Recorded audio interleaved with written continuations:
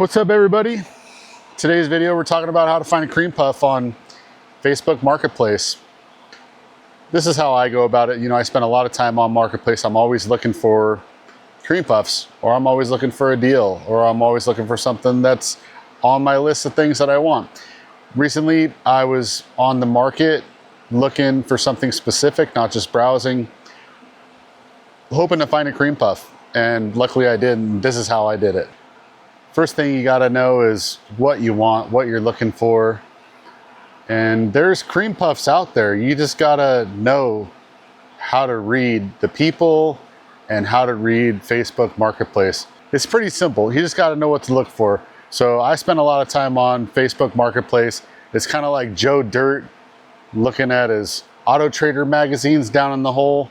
That's kind of me. I mean, there's probably a lot of you out there. There's probably a lot of you that can relate to this, but how I go about finding a cream puff is I'm just always on Marketplace. I'm always searching. It's kind of like a hobby.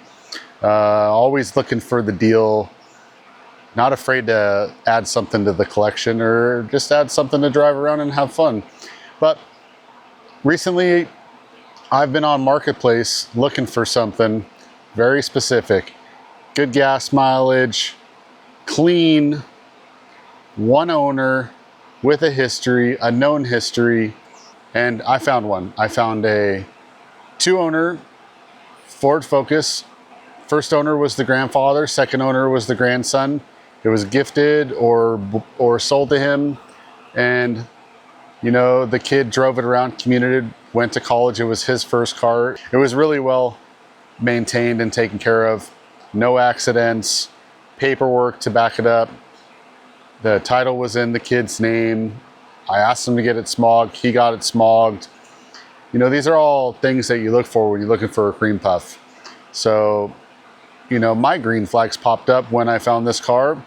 And, I started messaging the guy. When you find a cream puff, you're like, oh man, some old man owned it. He kept it in a garage. He maintained it at the dealership. He waxed it. The car is just perfect, immaculate. So I don't like to see a vehicle that's listed under somebody's profile that I'm obviously talking to a dude, but it's a woman's name. There's no profile pic. It's a new profile. You scroll down, you look through what they have sold in the past. It's nothing but cars. Usually when you message these guys with a girl's name, which is weird, like they're trying to hide something right away. That, for me, I don't really want to deal with it, is, the car is never in their name. They bought it. They're trying to flip it. They're not trying to register in their name. They don't want any record of it being in their name. And they're trying to make a buck. You never know what these guys might have done to those cars. I just stay away. A little bit of research on who the seller is, and you can figure out you don't want to deal with it. If you want to, that's your deal. I personally don't ever try to do that. It's red flag for me, immediately stop. So I look for somebody's profile that you click on what they've sold, and maybe you'll see a piece of furniture, I don't know, some kind of electrical device, maybe a pocket knife, I don't know, something small. They don't normally sell on Facebook Marketplace.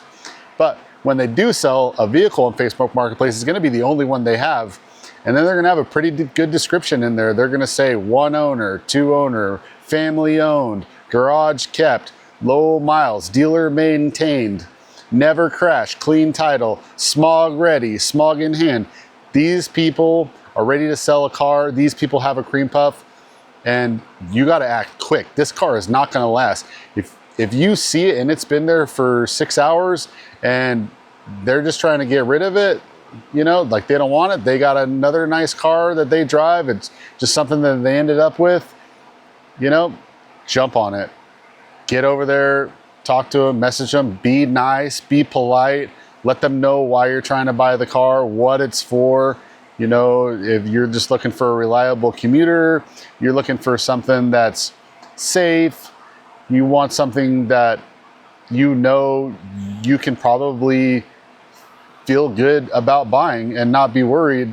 This is what you're looking for. This is a cream puff. for the most part, that's how I go about finding a cream puff. You know it's a cream puff when you see one. So I just so happened to pick one up right behind me, and I'm gonna show it to you. All right, here she is, 2009 Ford Focus SE sedan, super clean, 2 owners, 91,000 miles. I mean, it just doesn't really get much better than this. Does not. For a commuter, good gas mileage, simplicity, reliability, she's a beaut. So this is what I look for when I try to find a cream puff. You know, I like to do a walk around on the vehicle, see how clean the thing is. In this case, this car is super clean. The wheels don't really have any damage. The car doesn't have any damage. The paint looks good. There's no orange peel anywhere. There's no big scratches. There's no dents. There's no sign of it being repainted. There's a little wear and tear. There's like a scuff mark on the bottom, the front of the bumper.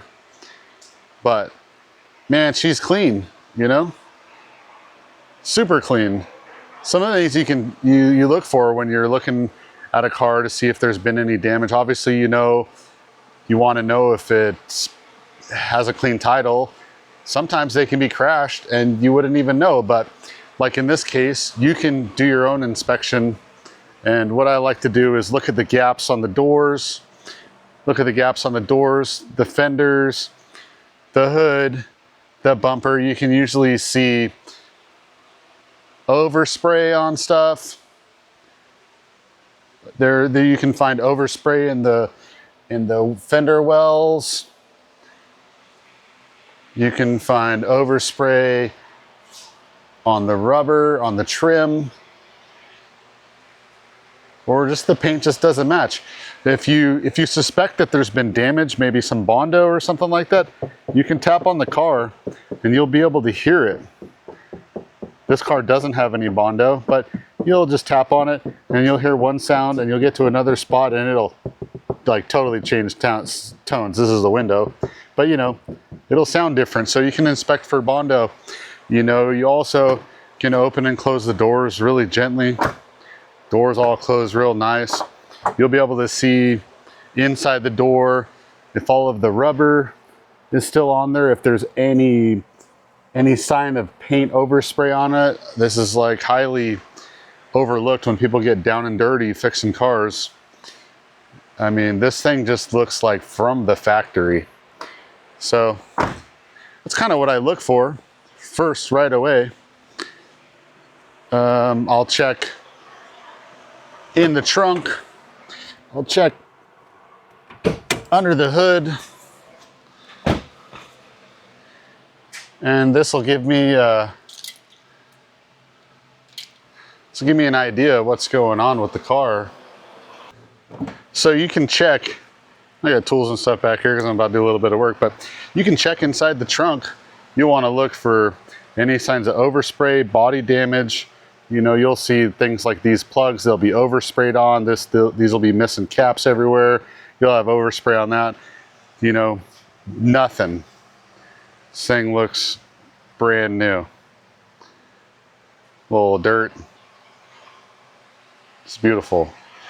Inside, you can also go inside and you want to pull the carpet back. Give yourself a look in here. Pull the panels back, look in here for any damage. This car has none. That's what you're looking for. You can get underneath the car, look up in there for any damage, but this car, total cream puff. Paint's amazing, like you could just feel it. Super smooth, no chips anywhere. 90,000 miles. Amazing. So,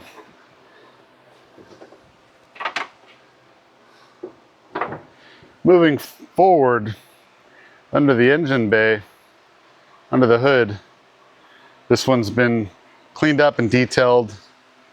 Lots of people like to do that. I'm not a huge fan of that, getting water and stuff everywhere, but for the most part, this thing's pretty clean. There's a little bit of scrubbing going on under the hood. There's a little something that's kind of suspect under there, but still looking at the fenders, looking for repaint work. You know, sometimes you can see the bolts have been taken out and there'll be like a little bit of old paint exposed there. None of that. So as far as the bodywork goes, no damage. Core support, straight. Factory paint everywhere. No overspray on anything. No broken tabs on headlights. All the pieces are there. This thing's a 2009. Wild, right? What a deal. Anyway, simple car. That's kind of what I look for bodywork wise.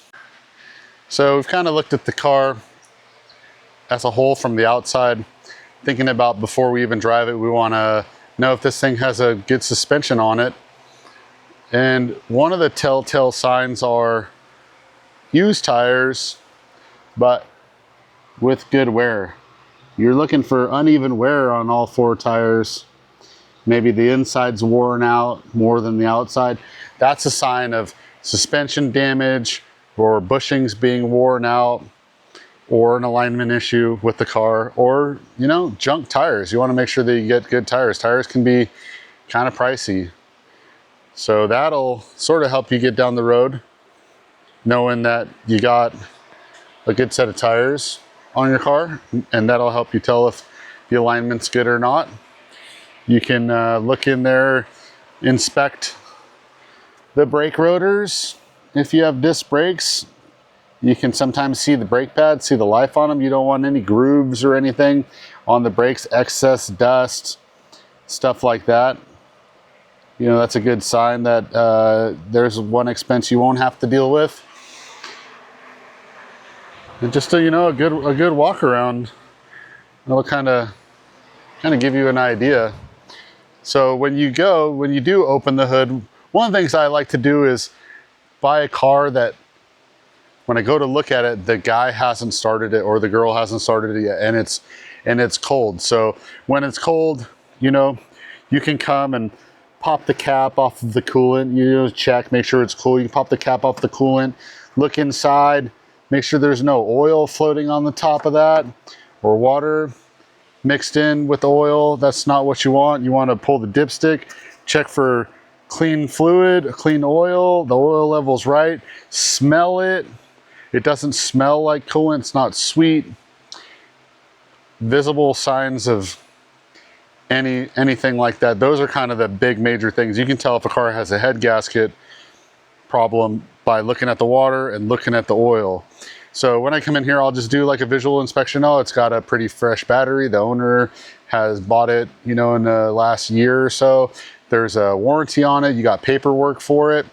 All the wiring looks good. Nothing's rusted, broken, any of that. The thing looks pretty solid. So that's kind of what I look for under the hood, you know. And then what I like to do is that it's cold, have them start the car up. And when they start the car up, you come around to the back and you look at the tailpipe. And if you see smoke come out of the tailpipe on a cold start, you might have a problem. So you're gonna check that, make sure there's no smoke coming out of the exhaust pipe. Once you pass that, you say, hey, I want to check out the inside. Moving on to the inside of the car, you know, right away you can tell, what did this person do for a living? Obviously they were clean. Maybe they were a student, retired. Steering wheel's nice, seat's nice, door handle's nice, cup holders are clean. None of the buttons are really worn out. Maybe just a little bit on the steering wheel. You look down on the pedals, and the pedals look new. Some people, they really wear their pedals out with miles. So this thing, cream puff, has a little dash cover. Lift up the dash cover. Dash is like brand new. Go in the back seat, brand new. This thing wasn't riddled with dirty children eating their Cheerios, spilling their Red Bulls and soda pops back here. This is, old man drove it, and a kid that kept his car clean after that. So that's a pass. I mean, overall, super clean car. Well, stepping in the car, you know, get your keys. Sometimes they have 2 sets of keys. This car came with 2 sets of keys. One of them was broken, the transmitter was gone, but you know, keys can get expensive, so you always want to make sure that you get those. You also don't want them to keep a key, but you know, honest people. So you'll just turn the car on and verify the mileage, make sure everything's good. In this case, this car does have a check brake system issue that we're going to work on, and this car also does sound like it needs motor mounts, but other than that, there's no check engine light. The car was smogged. I scanned it with the scanner. You know, get yourself a scanner. Scan the vehicle. You'll be able to see if there's been any recent codes. You can pick up a scanner at pitsupplyco.com.